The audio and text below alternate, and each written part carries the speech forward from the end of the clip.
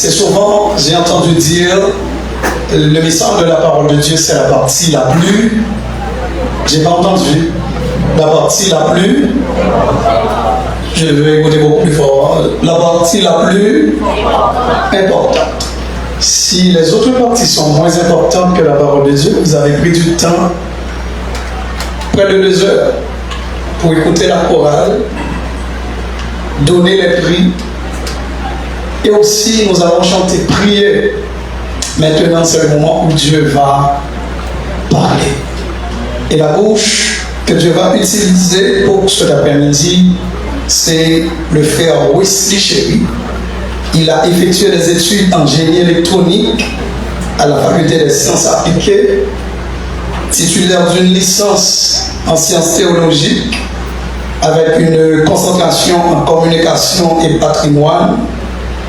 Il a aussi une maîtrise en théologie pratique avec une spécialisation en leadership et administration de l'Église délivrée par la faculté de théologie évangélique et de missiologie.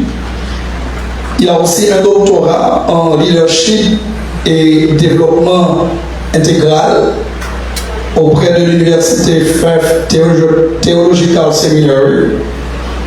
A suivi et validé une vaste gamme de formations dans les domaines du patrimoine à l'UNESCO, des humanités, du développement durable et de l'évaluation environnementale, des politiques et projets de développement avec l'Université de Bordeaux, l'Université Laval, etc. Il est actuel doyen du séminaire théologique de l'Église de Dieu en Haïti, STEP. Il est pasteur, conférencier, prédicateur de l'Évangile depuis plus de 20 ans. Il est par-dessus tout un homme de Dieu, un serviteur de Dieu. Je vous demande de recevoir notre docteur Wesley Chéri dans la prédication de la parole de Dieu.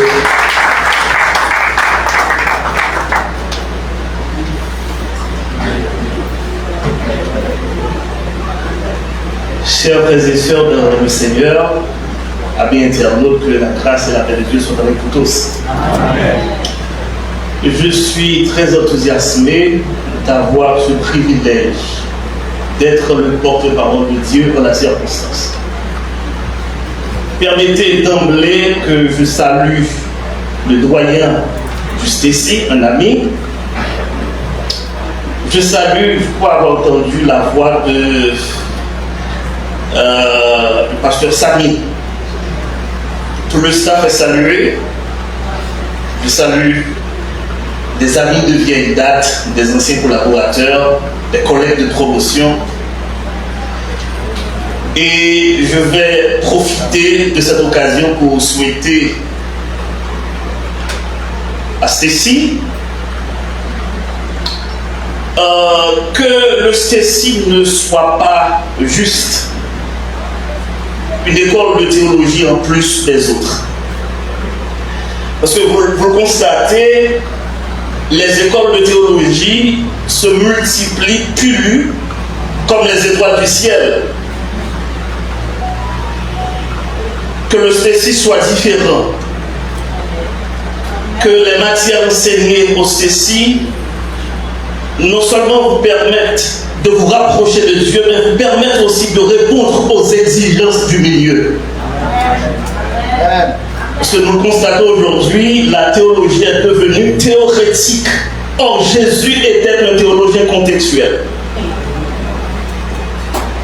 Donc, que les cours, les matières enseignées à cette institution vous permettent de répondre aux exigences locales. Et mes trois derniers articles scientifiques portent sur ces défis contextuels en matière de théologie, notamment en Haïti. Je souhaiterais être très très lapidaire cet après-midi, puisque le texte qui m'a été soumis par le doyen, c'est un texte que vous connaissez. C'est 2 Timothée chapitre 3, les versets 16 et 17. Je lis pour vous. Toute l'écriture est inspirée de Dieu et utile pour enseigner, pour convaincre, pour corriger, pour instruire de la justice, afin que l'homme de Dieu soit accompli et propre à toute bonne œuvre.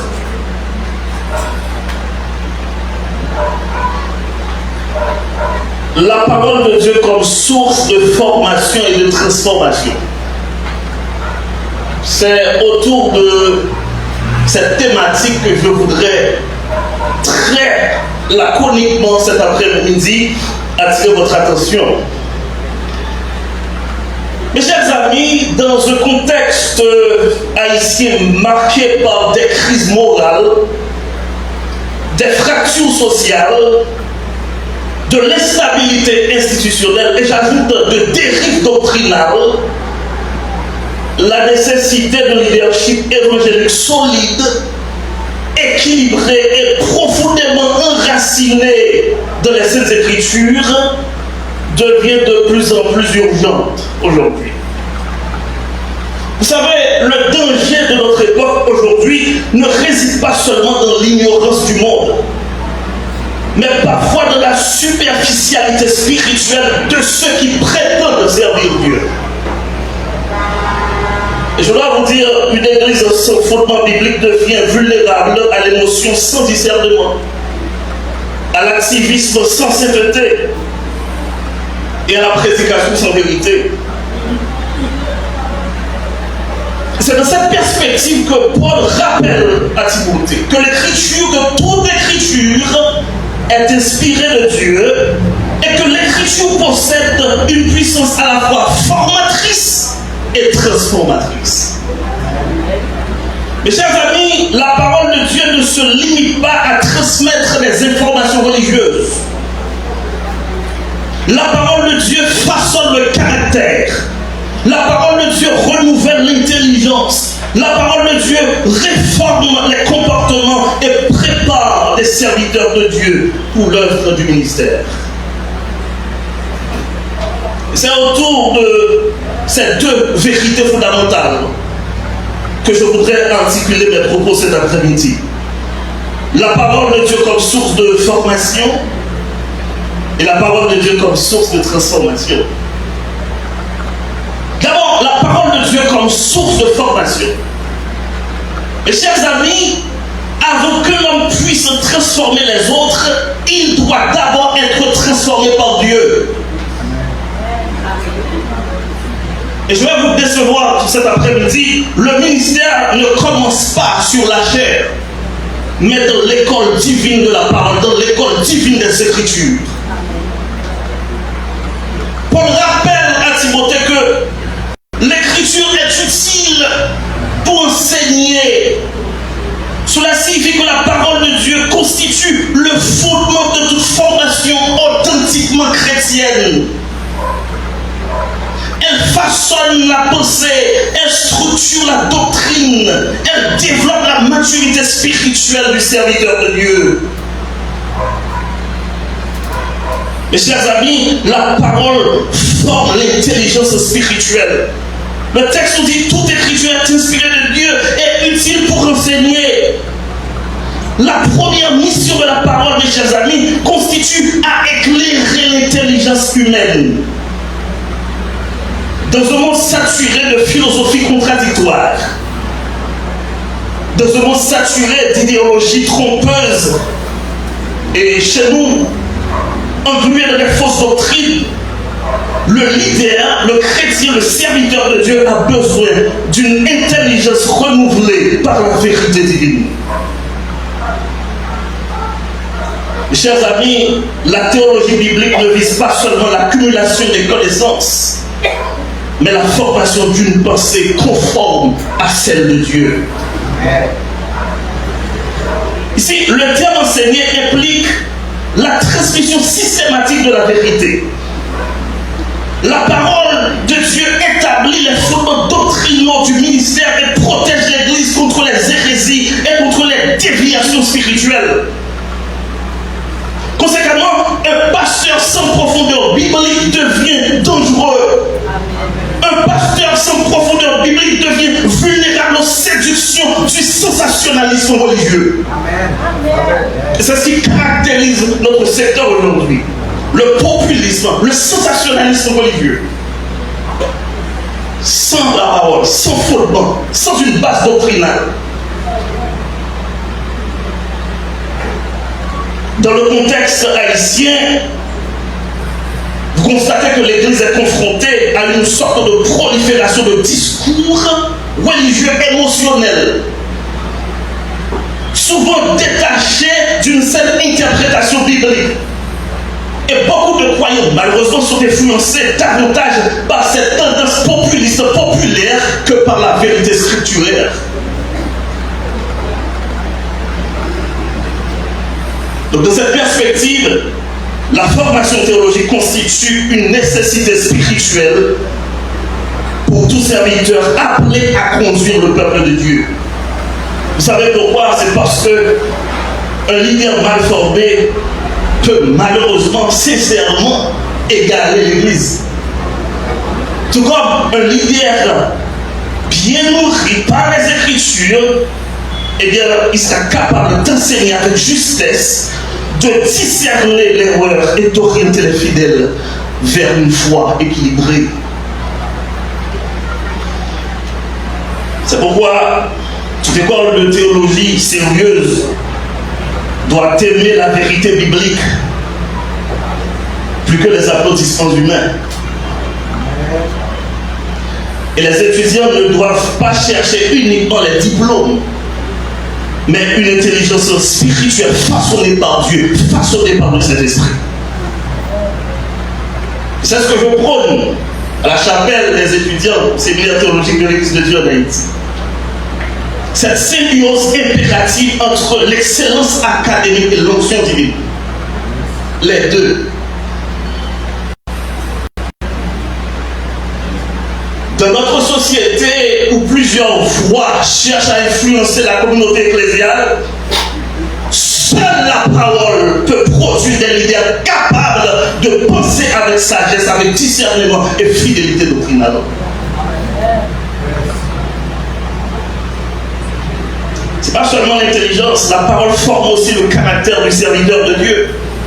Le texte nous dit utile pour convaincre, utile pour corriger. Mes chers amis, la véritable formation biblique ne produit pas seulement des prédicateurs éloquents. Elle produit également des hommes et des femmes transformés intérieurement. La parole convainc du péché, la parole corrige les attitudes déviantes, la parole façonne une vie de sainteté.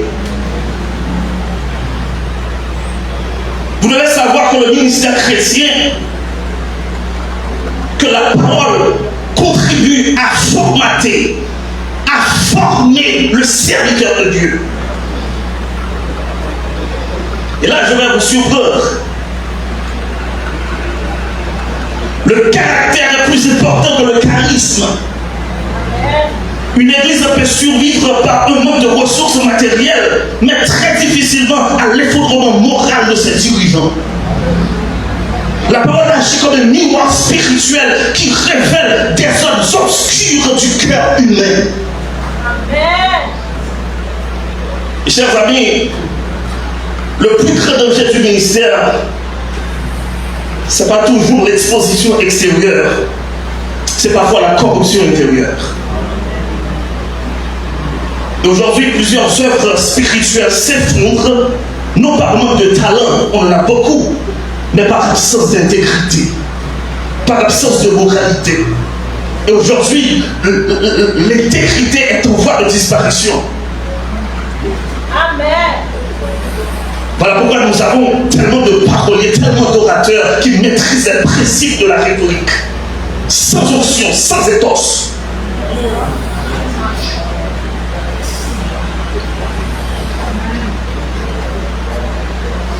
Dans le contexte actuel, mes chers amis,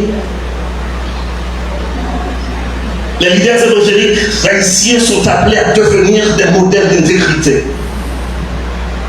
Nous sommes appelés à devenir des modèles de discipline, des modèles d'humilité, comme Samuel. Une prédication puissante perd sa crédibilité lorsqu'elle n'est pas soutenue par une vie cohérente.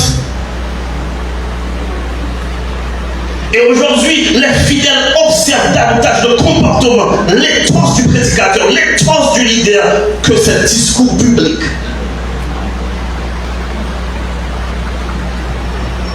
Mes chers amis, chers frères et sœurs, vous qui me suivez, les internautes,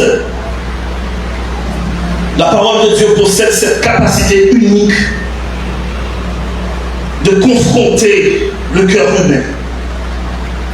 Elle révèle l'orgueil caché, l'ambition personnelle, les motivations impures et la compromission silencieuse. C'est pourquoi chaque serviteur de Dieu doit régulièrement se placer sous l'autorité des Écritures avant de chercher à enseigner les autres. Que cette école de théologie ne doit pas uniquement produire des diplômés compétents, des orateurs, mais des hommes et des femmes dont la vie reflète le caractère de Christ, dont la vie reflète la présence de Dieu, dont la vie reflète le caractère de notre Seigneur Jésus-Christ. Amen. Haïti n'a pas besoin de prédicateurs célèbres, mais Haïti a besoin des leaders crédibles, des leaders intègres et profondément transformés par la vérité biblique. Amen. On a tellement d'orateurs, on en a beaucoup.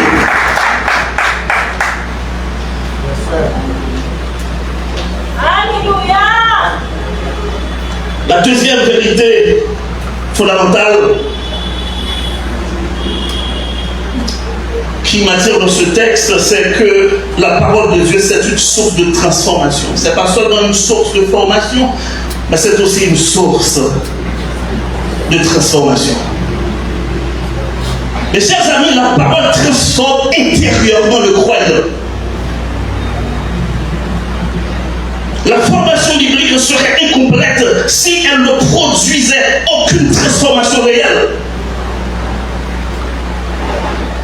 Dieu ne nous donne pas sa parole uniquement pour informer notre intelligence, mais pour transformer notre existence. Les Écritures possèdent une puissance divine capable de renouveler le cœur humain, capable de transformer n'importe qui, de restaurer des vies brisées, de sauver des individus et de conformer les croyants à l'image de Christ. La parole est transformatrice. Il est écrit en Romains chapitre 12, verset 2. Soyez transformés par le renouvellement de l'intelligence. Et j'aime le texte d'Ézéchiel, chapitre 36, verset 26. Je vous donnerai un cœur nouveau. Mes chers amis, la transformation chrétienne commence pas dehors, mais dans l'intériorité. La parole renouvelle les pensées, la parole purifie la motivation, la parole oriente les priorités de la vie chrétienne. Chers amis, il faut savoir que le ministère chrétien expose souvent les leaders à de nombreuses pressions émotionnelles, spirituelles et sociales. Certains souvent et publiquement, tout en portant intérieurement des blessures profondes, des frustrations et des luttes silencieuses.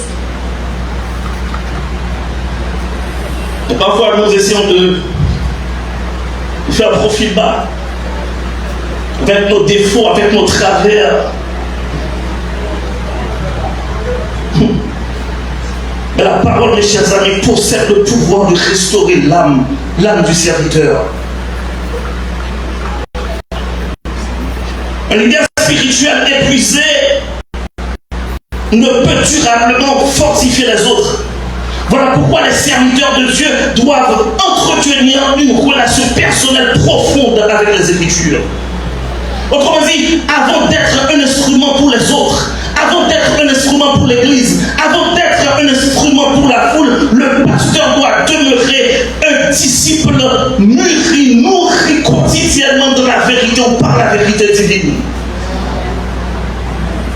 Donc les écoles de théologie doivent encourager non seulement l'excellence spiritualité personnelle. Les étudiants doivent apprendre à méditer la parole, à prier avec les Écritures et à laisser Dieu transformer leur être intérieur. Car l'avenir du ministère dépend moins de l'éloquence extérieure, mais de sa profondeur, de la profondeur spirituelle intérieure du serviteur de Dieu. La parole transforme, mes chers amis. La parole transforme le témoignage et l'impact du croyant. Il est écrit en Matthieu chapitre 5 verset 16 que votre lumière luise ainsi devant les hommes. Mes chers amis, la véritable transformation biblique produit un témoignage visible. Autrement dit, lorsque la parole de Dieu gouverne une vie, elle influence les comportements, elle influence les relations et l'engagement social du croyant. Et le monde doit pouvoir percevoir l'œuvre de Dieu à travers l'attitude et la conduite des serviteurs de Christ. Aujourd'hui, plus que jamais, notre société observe attentivement l'Église évangélique. Et la population ne cherche pas seulement des prédications percutantes, puissantes, mais elle recherche des preuves vivantes de l'Évangile. Donc, la crédibilité du témoignage chrétien dépend de la cohérence entre le message proclamé et la vie manifestée. Amen. La parole de Dieu transforme le croyant afin qu'il devienne un agent de lumière, un agent de changement dans son environnement souvent marqué par la corruption, marqué par la violence, marqué par le désespoir. Les leaders évangéliques sont appelés à refléter les valeurs du royaume dans leur manière de gérer les relations humaines, de gérer les responsabilités financières et l'exercice de l'autorité spirituelle. Vous devez comprendre que vous serez observés bien au-delà des murs de l'Église. Vous êtes placés dans le collimateur de ce monde.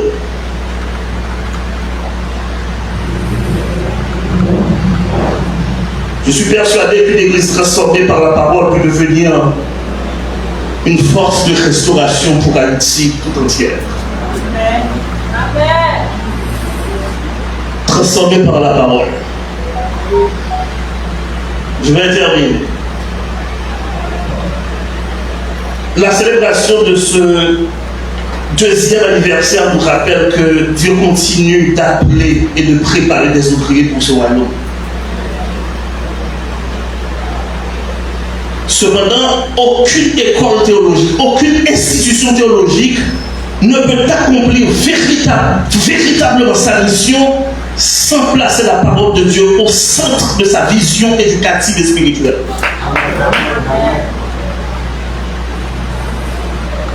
Et cette vision a deux portées. Pendant longtemps, je prêchais un évangile angélique et j'avais négligé le côté social. Donc c'est une vision qui doit être placée au prisme de la mission intégrale. Autrement dit, de l'évangile dans sa complétude, dans sa globalité, dans son holisticité, la proclamation et l'action sociale.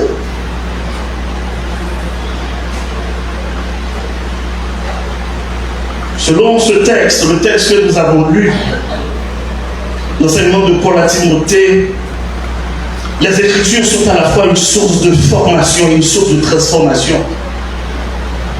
Les Écritures forment l'intelligence, façonnent le caractère et équipent le croyant pour le ministère.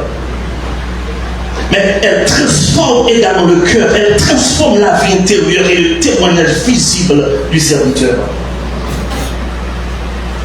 Dans un contexte haïtien profondément éprouvé, l'Église chrétienne, l'Église évangélique, l'Église protestante a besoin des leaders enracinés dans la vérité biblique, animés par l'intégrité morale et porteurs d'une espérance authentique. Que que cette école de théologie demeure un lieu où la parole n'est pas seulement étudiée, mais vécue. Amen. Non seulement enseignée, mais incarnée également. Amen. Car lorsque la parole de Dieu forme et transforme véritablement un homme, Dieu peut ensuite utiliser cet homme pour transformer toute une génération. Yes. Que Dieu vous bénisse. Amen. Merci, c'était richement béni. Pour béni, c'est-à-dire votre caractère parle si fort. Le monde ne veut pas écouter ce que vous dites.